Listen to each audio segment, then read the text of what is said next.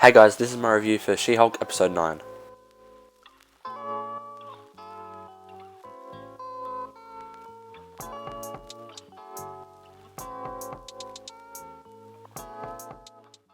So, spoiler warning, this video will have spoilers, so here's a quick warning about that. And this is the She-Hulk finale. I got a chance to watch episode 9 of She-Hulk, and this is the last episode of She-Hulk, Eternal Lord. You know, there was the finale.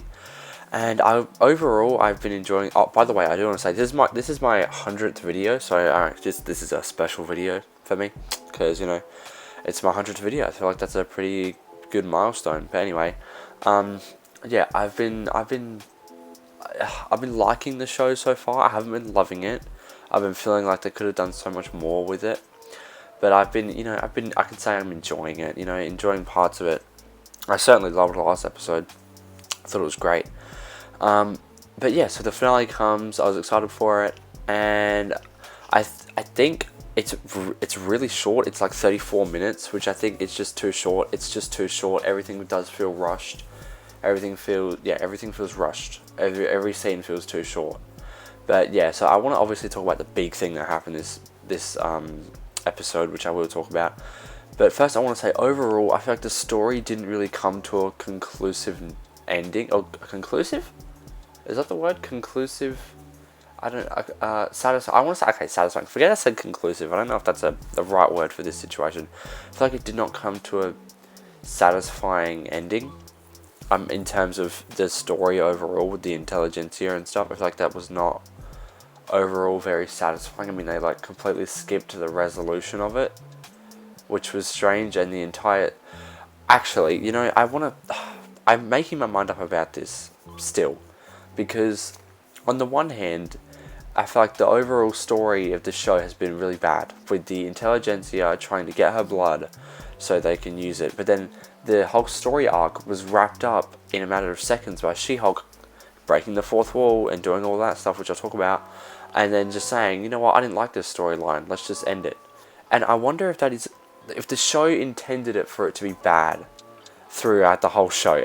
Did they mean for it to be bad and underdeveloped and uninteresting, or was this, I don't know, was this like toward the end they were like, you know what, we've done a really subpar story, let's make She-Hulk do this really cool thing and just, act like we meant to do it. I don't know. I really don't know. But yeah, so I'm going to talk about the intelligentsia for just a little second. I just want to speak about this for a second. When Pug and Nikki sort of go into that place where the intelligentsia are all meeting up, the stuff they were saying made my blood boil, because I've seen that exact same thing said on Twitter, man. It drives me up the wall. It's like, oh, I've been saying the same stuff if she were a man. It's like, no, you fucking wouldn't. It drives me insane. It's just, oh, Marvel knows. They know what these losers say.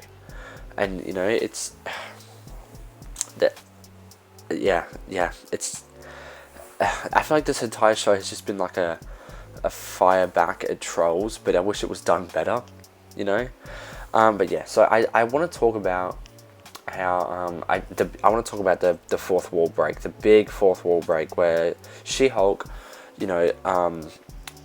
goes through the Disney Plus menu, which I thought was really, I thought that, I'm going to say it, that entire sequence was really well done. It's my favourite part of the episode. It's my favourite part of the show, when she goes and meets, Kevin the robot, which I was kind of hoping it would actually be Kevin Feige, but it was a robot. It was a robotic representation of him. It was technically Kevin Feige. That's who they were referencing.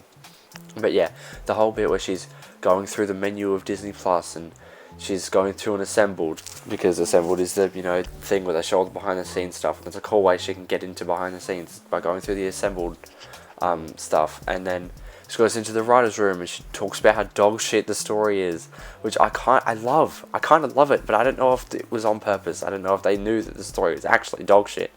So they went through it, and she completely shut on it. I don't know if that was, I don't know what the thing was, but it was awesome. It was fabulous. It was really, really cool. I just said fabulous. That's not a word I use a lot.